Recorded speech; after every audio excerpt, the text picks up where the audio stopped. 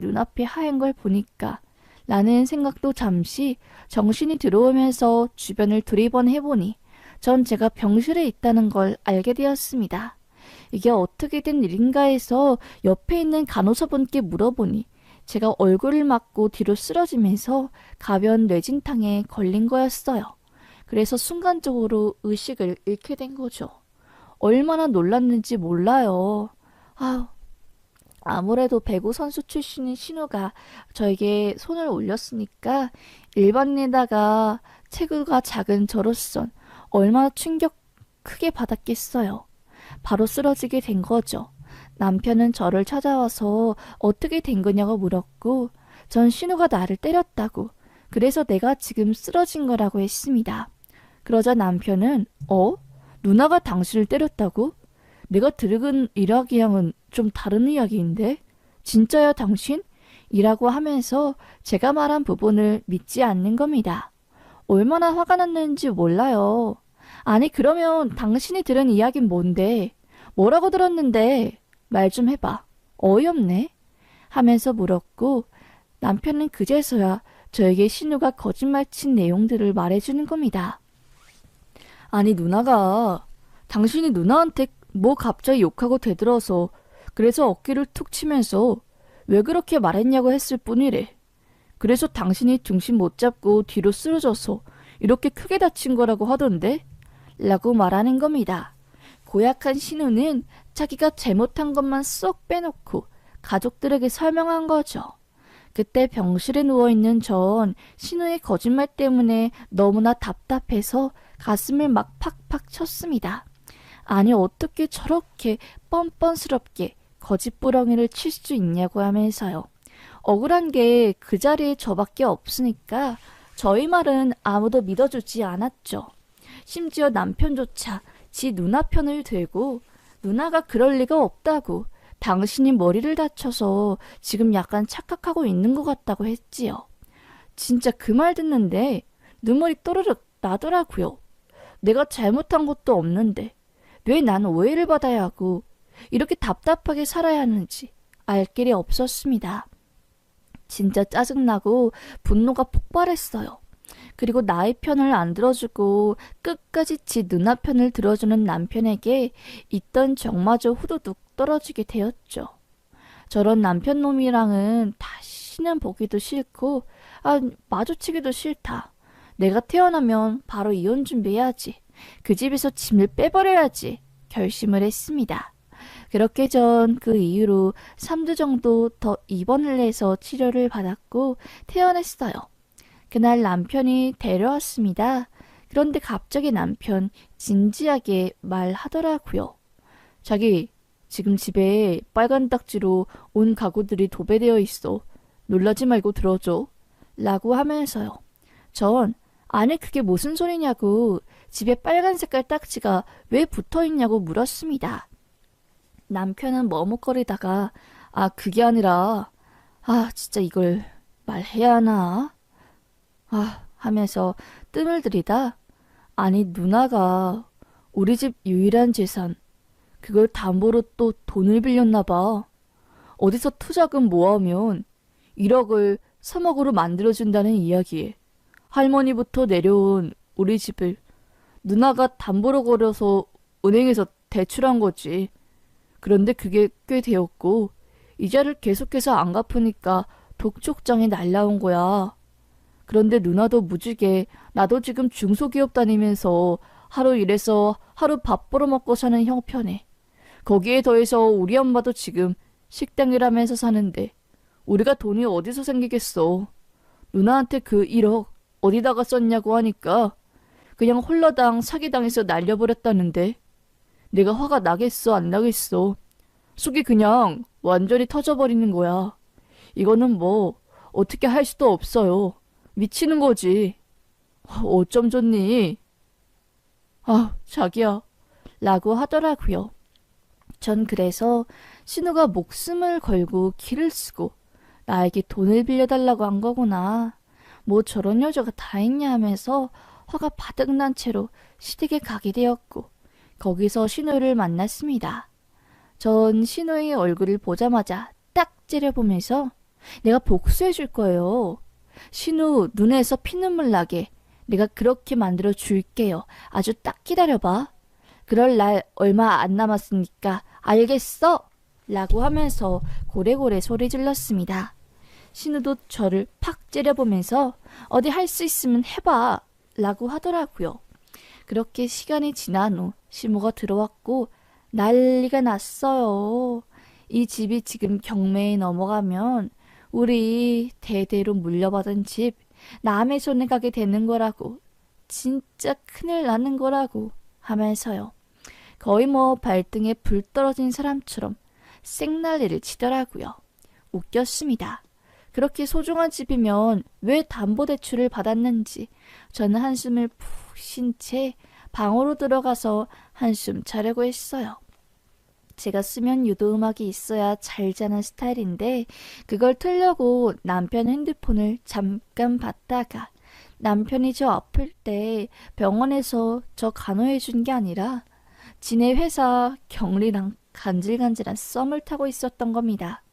육체적인 분류는 아니지만 충분히 정서적으로 나누는 교감이 불륜이라고 말해도 되었어요. 진짜 전 화가 나더라고요. 아니 어떻게 저런 놈이 다 있냐? 하면서요. 저요? 바로 그 길로 시댁을 나왔습니다.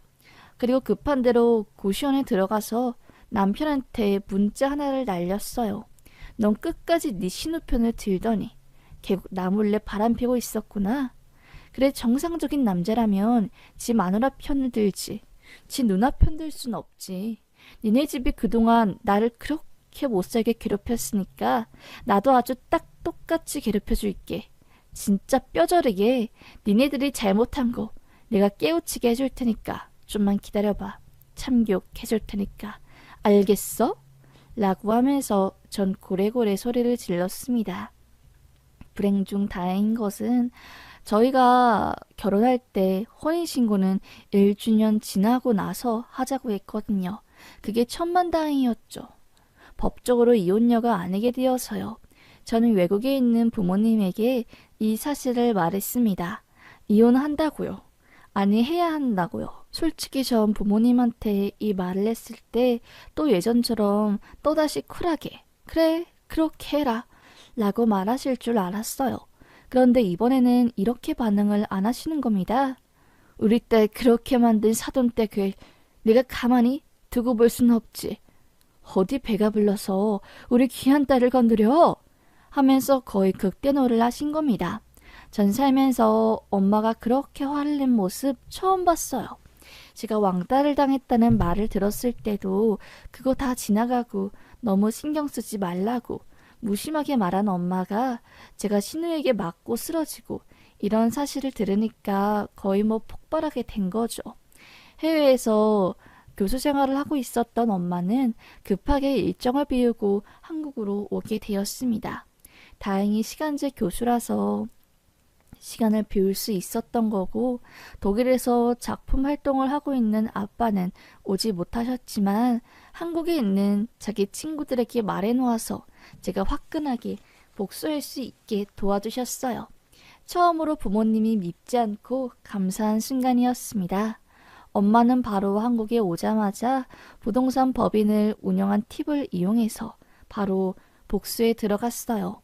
시댁이 지네들 목숨보다 아끼는 그 집을 저희 손에 넣는 게 최대의 복수라고 생각했습니다. 하지만 그 집을 제 가격에 주고 살 수는 없었죠. 경매가 계속 진행되어서 가격이 절반으로 뚝 떨어질 때까지를 기다렸습니다. 그렇게 기다리고 보니까 거의 뭐 주변 시세에 비해서 반토막이 나버린 그 순간이 오더라고요. 저랑 엄마는 그래 이번 경매에서 낙찰받자 아주 딱 좋은 상황이야 하고 바로 경매를 하러 갔습니다. 그런데 알고 보니까 신이랑 시모도 그 경매 회차에 나와서 지네들 아들 명의로 그 집 안 날라가게 하려고 경매에 참여했다고 하더라고요. 전 몰랐거든요. 웃겼습니다. 어디서 돈을 엄청 빌린 모양이더라고요. 돈 때문에 벌벌거리면서 친인척 사람들에게 다 끄고 심지어는 사채업자에게 손을 빌렸을 정도였습니다. 엄마는 그런 상황을 보고 쓱 웃는데 딱 기다려. 너네 내 딸 괴롭힌 복수 내가 처절하게 해줄게 하면서요. 바로 그 경매에 참여해서 그 집 쾅쾅쾅 낙찰을 받았습니다. 주변에서는 곡소리가 났죠. 아마도 시댁의 소리였겠죠. 그렇게 낙찰받은 집 문서를 가지고 전 신우와 시댁 앞에 가서 딱 말했습니다. 내가 이제 이 집 주인이네요. 그렇게 나를 무시하고 별 보잘것 없는 사람으로 보시더니 기분이 어때요?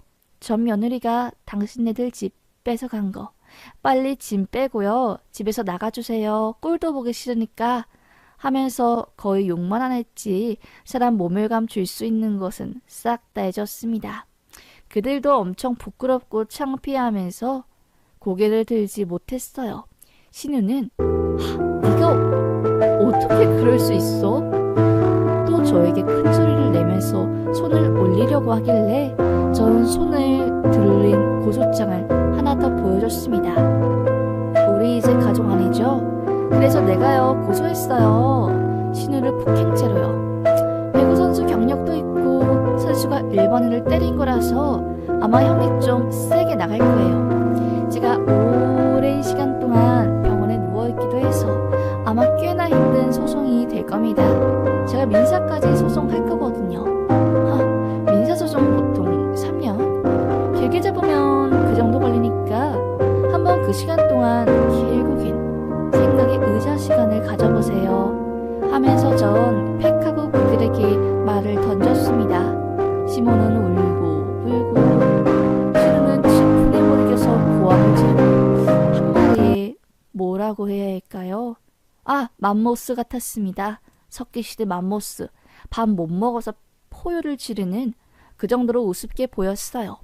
그리고 전 가슴에 담아두었던 상처가 되었던 그 말을 시모에게 전해줬어요. 나보다 더 바다표범 같은 시어머니. 살 빼야 할 거는 제가 아니라 어머님 같네요. 마음고생하면서 다이어트 해보세요. 살 절로 빠지실 거예요.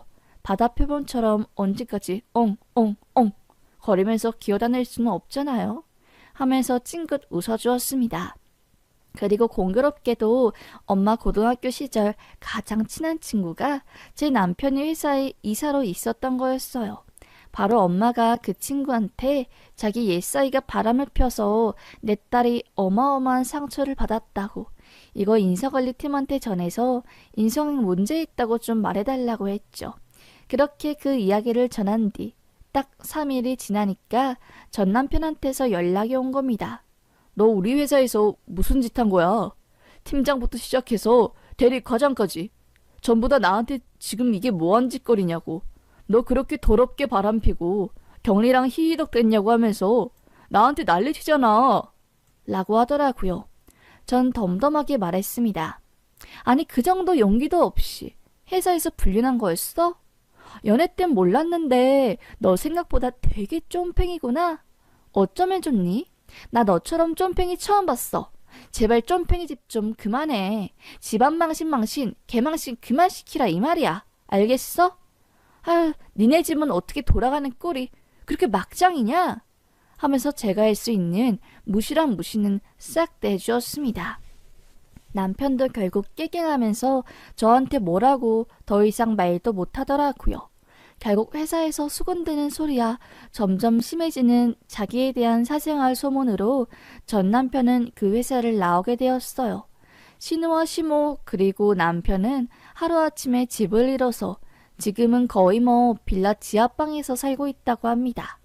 아직도 정신을 못 차린 신우는 자기가 성공할 거라고 그래서 저한테 복수할 거라고 이를 바득 깔고 있다고 하는데 그렇게 말만 하면서 맨날 하는 짓은 인터넷 게임이나 노름이라고 합니다. 사람 안 변한다고 하던데 이런 모습 보고 그런 말 하는 것 같네요. 딱하디 딱한 그 사람들을 더 이상 상대하기도 싫고 그냥 너무나 이제는 속이 후련합니다. 제가 할 수 있는 복수란 복수는 다 한 것 같아서요. 처음으로 부모님이 저희 일에 나서주어서 전 혼자서 할 수 없었던 많은 일들을 하게 되었습니다. 부모님이 그러더라고요. 이제야 너에게 미안하다고. 우리는 학문의 길을 더 닦으려고 욕심을 부리다가 딸이 얼마나 한국에서 힘들게 살고 있는지도 모르고 고통스럽게 매일을 보내게 했던 것 같다고, 정말 고개 숙였어 미안하다고 말하고 싶고, 앞으로 절대로 우리 딸의 고통 외면하지 않고 늦었지만 부모의 역할을 하고 싶다고 뒤늦게 미안하다고 하더라고요. 전 좀 부모님이 미웠지만 그래도 부모님 저를 위해서 많은 것들을 해주시고 그랬으니까 전 꾹 참고 용서했습니다. 아니라고, 그래도 부모님 덕분에 내가 자립심을 키울 수 있었다고 하면서요. 그렇게 저는 엄마와 뜨거운 포옹을 하고 헤어졌습니다. 엄마는 독일로 다시 돌아가셨고, 이번 일로 인해서 큰 깨달음을 얻은 엄마는 이제부터 우리 부부 딸의 곁에 있어주자고 합의를 보고 내후년에 한국으로 완전히 돌아와서 한국 대학교에서 일을 하시기로 했습니다. 연주회 활동을 하는 아빠는 간간히 해외로 나가신다고 하는데, 그래도 엄마만이라도 한국에 있다는 것 자체가 저에겐 크나큰 위로가 될 것 같네요. 아우, 힘든 결혼 생활 이렇게 시원하게 마무리해서 속에 병이 없습니다. 이제는요. 그럼 저희 이야기 이렇게 끝까지 들어주셔서 감사합니다. 첫 번째 결혼, 사실 실패로 돌아갔지만 그럼에도 깨달은 교훈은 정말 자기가 능력이 있어야 한다. 그래서 시댁에 의지하지 않고 자립심을 길러서 혼자서 떳떳하게 살아야지. 시댁한테 구박도 안 받고 행복하게 살 수 있다. 인 것 같습니다. 그리고 어릴 때 사랑을 많이 받아야 하는 것 같아요. 전 그런 기억이 없어서 오랜 시간 동안 마음 아파하고 고통스러웠던 시간이 길었네요. 그럼 저희 한풀이와 같은 사연 이렇게 끝까지 들어주셔서 감사하고, 전 여기서 진짜로 사연 마무리하겠습니다. 제 이야기 들어주셔서 정말 감사합니다.